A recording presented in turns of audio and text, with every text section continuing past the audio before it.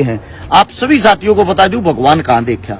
वो भगवान देखने को आप लोगों को असलियत में मिलेगा गुरुद्वारे के अंदर, क्योंकि गुरुद्वारा एक ऐसी पावन पवित्र जगह है जिसके अंदर आप लोग जितना दान देते हो, जब आप लोगों के ऊपर विपदा आती है, मजबूरी आती है, उस वक्त सिख सरदार और गुरुद्वारे के अंदर जितने भी सेवक हैं वे विश्व के अंदर, खाली हिंदुस्तान के अंदर नहीं, विश्व के अंदर आपको हर जगह देखने को मिलेंगे समाज सेवा करते हुए। और आप लोगों को बता देता हूं, मैं खुद एक हिंदू धर्म के अंदर से आता हूं। हमारे धर्म के अंदर बड़े बड़े मंदिर होते हैं, बड़े बड़े मंदिरों को पूजा जाता, बड़े बड़े मंदिरों में चढ़ावा चढ़ाया जाता, बड़े बड़े मंदिरों में जागरण हो, बड़े बड़े मंदिरा के नाम तय प्रोग्राम के नाम तक पर्ची काटी जा है। ये मत मानियो खाली बात करूं हूं। एक महीना पहले अभी 61,000 की पर्ची कटवा कर रहा हूं, 15 दिन पहले भी 11,000 की पर्ची कटवा रखी, 10 दिन पहले भी 21,000 की पर्ची कटवा रखी। अपने धर्म में, अपने मंदिर में, इसलिए आत्मा हमारी इसलिए दुखती है। मेरा दुख इसलिए है, जब भी कोई मजबूरी आती है हम भगवान को याद करते हैं। इनका भगवान तो प्रकट हो जाता है, गुरुद्वारे वाले उसी टाइम प्रकट हो जाते हैं, लेकिन जो हमारे मंदिर के अंदर भगवान रहता है वो हमारे से खाली दान लेता है, वो मदद के टाइम पे कहीं भी दिखाई नहीं देता। इसका कारण क्या है? मैं आप सभी साथियों से मेरा सवाल है, जिसके पास इसका जवाब नहीं हो शेयर करके आगे पहुंचा सकते हो आप इस चीज को, क्योंकि मेरा सवाल इस मारे है, दिल दुखता है।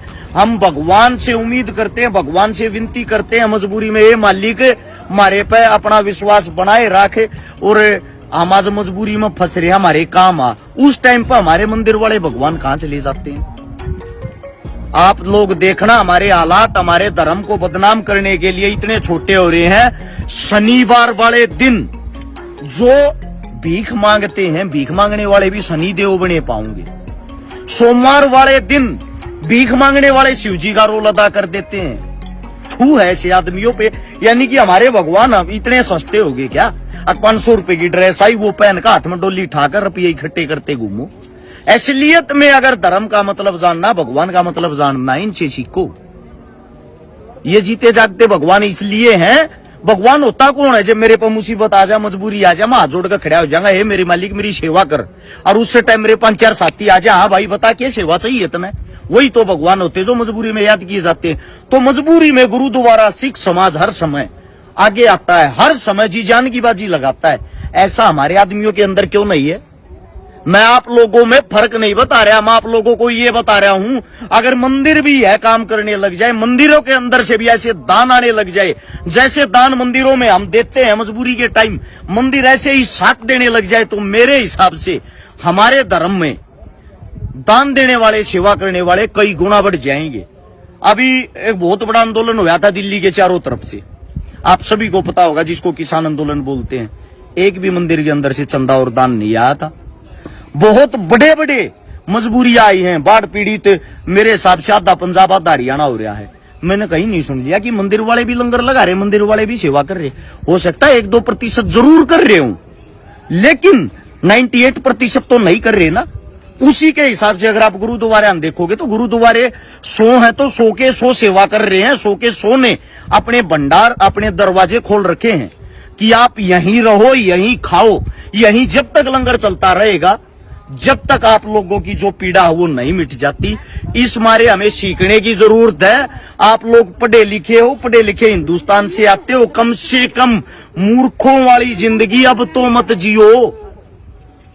ये बातें जब कर रहा हूं भाई, दिन रात हम लोग मेहनत करते, संघर्ष करते, अपने आदमियों का साथ देते हैं, अपने भगवान, अपने परमात्मा में हम भी विश्वास करते हैं। आप लोगों को दिखाई देता होगा, मंदिरों में मैं भी जाता हूं, मंदिरों में दान भी देता हूं, लेकिन मजबूरी में साथ देना भी सीखो।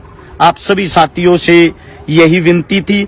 इस वीडियो को आगे से आगे शेयर जरूर करना, ताकि समाज के अंदर कोई जागरूकता आ जाए। एक और अच्छी चीज दिखाई दी है इस साइड, जो हमारे स्कूल होते हैं, जिनके अंदर शिक्षा होती, पढ़ाई दी जाती, जिनको असलियत का भगवान अगर मैं मानता हूं तो मेरे हिसाब से स्कूल हैं। स्कूलों के अंदर भी यहाँ लंगर चलाए हुए हैं सिख समाज ने, सरदारों ने, गुरुद्वारे के माध्यम से यहाँ सेवा चलती है। ये चीज देख के प्राउड फील हुआ। रात के टाइम अगर हम यहाँ फंस जाएं तो इसका मतलब आराम से हम यहाँ सो भी सकते हैं, खा भी सकते हैं। यही होती है एक अच्छी व्यवस्था और इंसानियत। ये सेवा सरदार जब कर रहे हैं जब पूरे हिंदुस्तान की सरकार उनको बदनाम करने पे लगी हुई है। मैं ये मानता हूं इनसे मजबूत इस टाइम कोई उदाहरण नहीं हो सकता।